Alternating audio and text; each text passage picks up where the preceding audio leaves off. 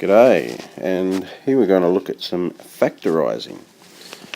I have some binomial expressions here, binomial, two terms.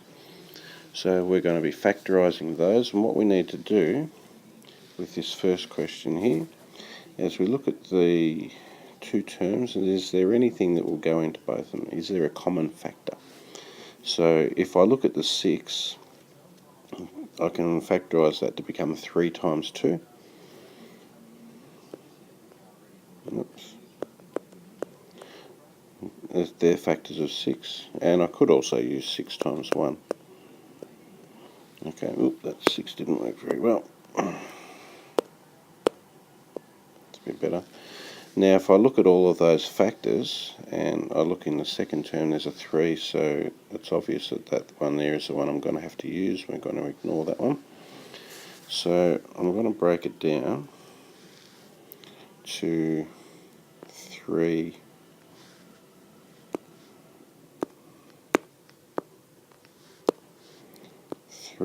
times 2 plus, and then the second term is 3 times m. Now I'm just going to use some of these colours here a little bit, just to help identify the different parts. So it's going to be 3, and then times, and then the blue can be 2, and then a plus, and then a red 3, times, and a blue m. Now you can see the red part there, the 3's are common. So what I'm going to do is I'll put the 3 at the front as the common term, and then the bits that are left over are what's going to go inside the bracket. So that'll be a 2 goes into there, and then the plus sign from there will go in, and then the m from here goes down.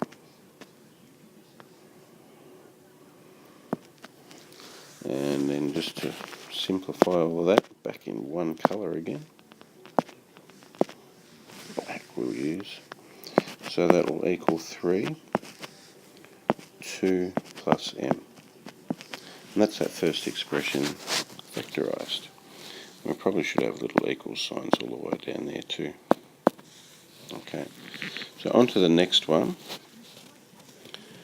So what we need to do is we look at the 12 and the 4. What are some factors of 12 that we have? Factors of 12 could be 1 times 12, 2 times 6, and 3 times 4. They're all the factors of 12. Now if I look at the second term, there's a 4. So I'm going to have to use the one which has got a 4 in it. We can ignore all the others. Okay. So now we'll write this in factored form. So this will equal 12 is going to equal 3 times 4, take away, and then we write the second term in factored form as well, so just break it up, 4 times p. Here we'll notice that the 4 is common in both of these. Okay, so what I'm going to do is write the 4 out the front, open bracket, then the leftover bits are what goes inside the bracket. So we get a 3 that comes into there. Then we've got the takeaway sign which comes down, and we have the p which comes down. Okay, so away from all those arrows, so this term factorised is 4, 3, take away p. Okay, and the way that you can check your answers is you can go through the process and expand them out again and see if you get your original question, just as a check. So if we're going to expand it, 4 times 3, and then it's a takeaway in the middle there.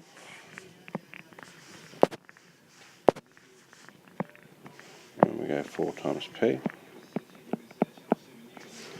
which equals 12 take 4p. and we're just checking that that is the same as what the original question is. Yes, it is. So that is the answer to the original term factorised. On to the next example. Okay, looking at both these terms, we're looking at the numbers. So the first term 2t plus 6p. Now the 6 I can break down into a 2 times 3. Okay, so I'll now write it in our factor form. So we want to list all the factors we have. So the first part is going to be 2 times t plus 2 times 3 is the 6 times by p. Now if we look at this, the common bit that we have in all of this is the 2. So we've got a 2 there and a 2 there. So we'll write that 2 at the front as the common bit. Is there any letters that might be common? No, there's not, so we'll leave it with that. Open bracket. And then from the first bit, t is left over, so that'll go into the bracket. We have the sign plus, and then we have both the 3 and the p, which is common from the last part. So both of these together will go into the bracket. 3 times p, or just write it as 3p. So the answer to this one is 2, open bracket, t plus 3p. Now we'll go on with the next example that we have. Now looking at both of these terms, it's starting to get a little bit more complicated, but we need to identify a number that goes into both of them. Now I'll just go through the process. You don't have to do this all the time, but just to go through the process, we'll quickly list all the factors. So for 15, we could have 1 times 15. We could have 2 doesn't go into 15, or 3 times 5. 4 doesn't go into 15, and 5 we've already listed. So they're the factors of 15. And then if we also list the factors of 10, we could have 1 times 10. And we could have 2 times 5. 3 doesn't go into 10, 4 doesn't go into 10, and we've already got 5 listed there. So now what we need to do is identify which is the biggest factor, the highest common factor of both of those terms. And the biggest number that goes into both of those lists is the 5. Okay, so what I'm going to do is write this now in its factor form, but using the factors which have 5 in it. So we've got 5 times 3 is 15, take away 5 times 2 times t.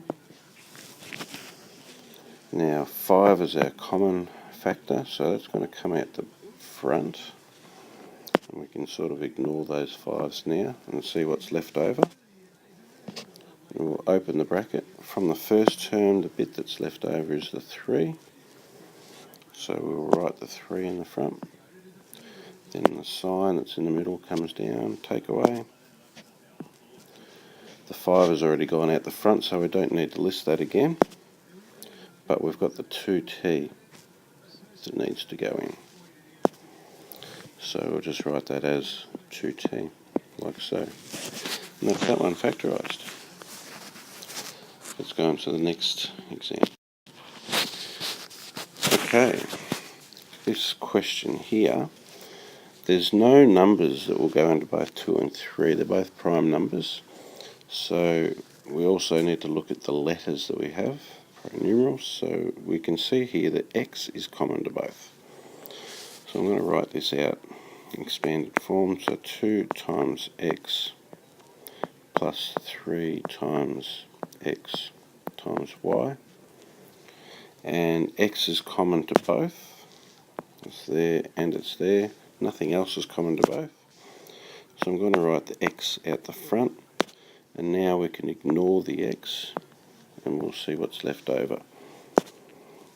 You don't need to scribble out the X there, I'm just doing it as a little thing to help you identify what's gone. The X's have already gone out the front, now we see what's left over. We've got a 2 from the first term, and we bring down the sign in the middle, which is a plus, and then we have the 3, which comes down, and we also have the y at the end, which has to come in. That's 3 times y, which we'll just write as 3y, and that's that term factorised. Now looking at the next one, again we have 3 and 5 are both prime numbers, so nothing will go into both of them, but there is d's in both terms, so I'll again write this out in an expanded form. So this is 3 times d, take away 5 times, and that's d squared, so I'm going to write it in expanded form, d times d. And we can identify that d is common, so I'm going to write down the d at the front. There's nothing else which is common, so open bracket, and as I did before, we'll sort of cross out at one of these d's so that you know that it's already gone, and we can then identify what's left over. So we have a 3 at the front which has to go in. Oops. I'll rewrite that 3 again.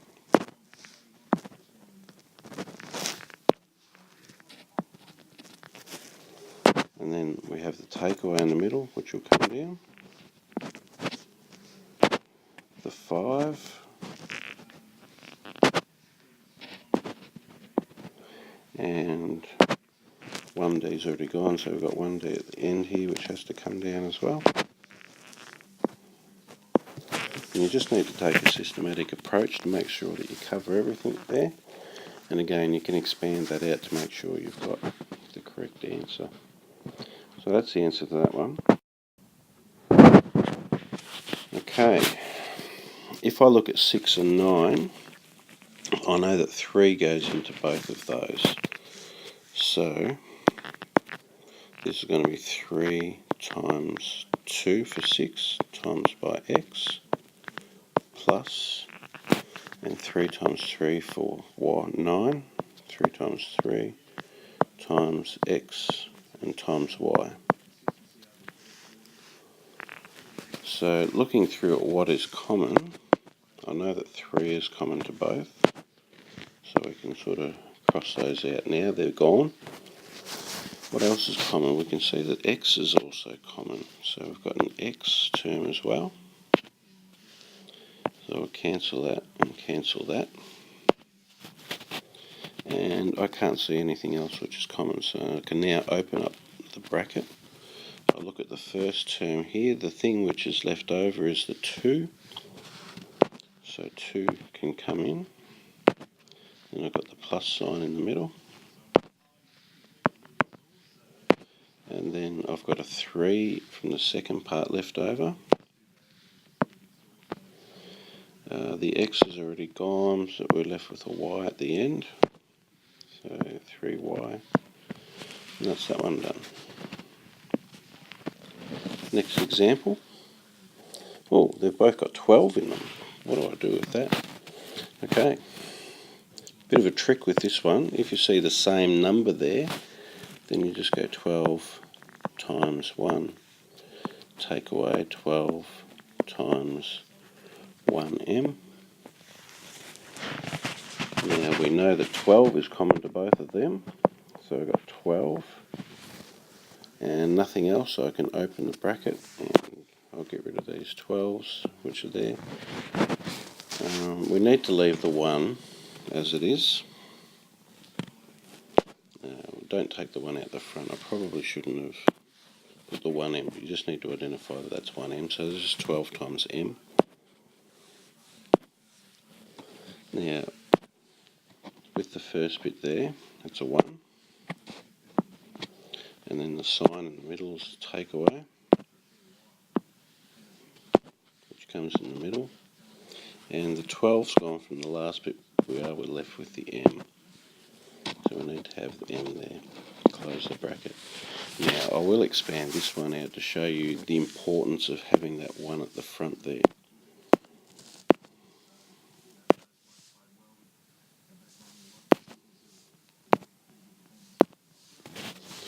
Okay, if I was to expand this out, I'll just write it down here. 12, 1, take M. To go 12 times 1, take away 12 times M equals 12, take away 12M. Now it's important to check the original answer, which is 12 take 12M. We've got that in the expansion there. If we factorise this and we notice at the top there, which some people do, that they might have said, oh, 12's common and 1's common, so we don't need to leave anything as the first term in the bracket. What you would have ended up with is 12, nothing left over for the first term in the bracket, and you might have tried to factorise it with just an M. But if you expand that out, you only end up with 12M, not 12 take away 12M. So it is important that if you've got 2 terms in your expression, that you need to have 2 terms inside the bracket. And then each of those will get multiplied out to get the original question that was asked. So that's one little check. If you've got 2 terms in the expression, have 2 terms in your bracket. Okay, next example. Okay, something that I'll notice here with this first example is that they're both takeaways. So what I'm going to actually do is have a takeaway as a common term. The other thing I'll notice, they're both even numbers, so 2 will go into both. So for the negative 6, that's going to be negative 2 times by 3. Then I'm going to have a little plus, and then negative 2 times by 2p. Now it looks a little bit confusing, that one. If you're going to take the negative as a common term, then you need to throw in a little plus in the middle. If you remember, if you've got a plus and a minus together, they simplify down to be take away. And what we're doing is we're sort of taking that, subtracting the middle there, and we're expanding it out, if you like, to a plus and a minus, just for convenience. And what that does is it gives us a common term of negative 2 for both of those. So that will now be equal to negative 2 as our common term. And you can sort of ignore those now. Now we look at what's left over. So open bracket. From the first part we've got 3 left over. We've got that plus in the middle that we created. And then for the second term we've got a 2p left over. That's the way that's worked. You've got rid of the subtracting the bracket and it's all gone out to the middle. But if you did expand this one out, we would go negative 2 times 3 plus negative 2 times 2p, which gives us negative 6. The plus and the minus becomes a takeaway, and 4p, which is our original question. So it has shown us that that is the correct answer. And for this example here, we've got the same sort of thing happening. There's a negative for both of them, so I'm going to write a negative, and 3 will go into both of those, so it's going to be negative 3 times 3 for the 9, and then that's times by t. Then I'll go plus negative 3 times by t squared, so I'll expand that out into t times t. Now again, we have negative 3, which is common. I'm going to write that out the front. If I look through, I also notice that t is common. There's a t there. Nothing else common, so I'm going to open up the bracket. The bits that are left over from the first bit, we have the 3. So 3 can go in. We have this plus in the middle. And then we have this t at the end. And that's the answer to that one. Okay, and on to the last slide. Looks a bit scary, but we just need to break it down. Okay, so I'll notice that 3, if I look at the numbers, 3 goes into both. So for the first one, it's going to be 3 times 1 times F times G times H. Take away 3 times 5 times G times H. Okay. Now, if I look at this, I've got 3 and a 3, which is common. They're not both negative, so I'm not going to take a negative out the front. I'll leave that takeaway in the middle of the bracket instead, so I'm going to have equals 3 as a common term. So that's, when you've got lots of things like this, it can be helpful just to sort of cancel it down a bit, or not cancel it, but cross it off, just to make sure you're covering all bases.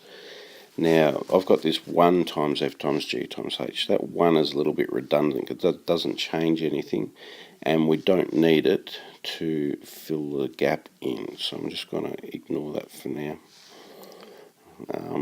I'll look for other common terms. I've got both G and H are common.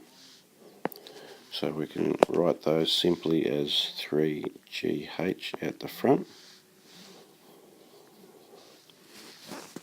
And there's nothing else which is common, so I'll cross out that G and H so that we know that they've gone, so it's easier to identify what's left.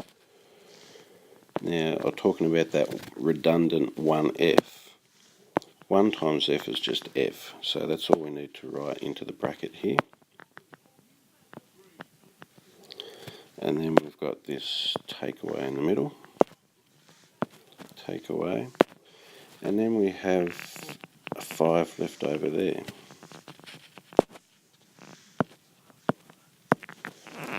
Okay, and that's the answer to that question. Got a line down there to separate those. And for our last example, I do notice that 4 is common to both terms. So I go 4 times 1 is equal to, and it's times by x squared, so times by x and times by x, plus 4 times 2 is 8, and x cubed is x times x times x, x times x times x. The middle one is an x there.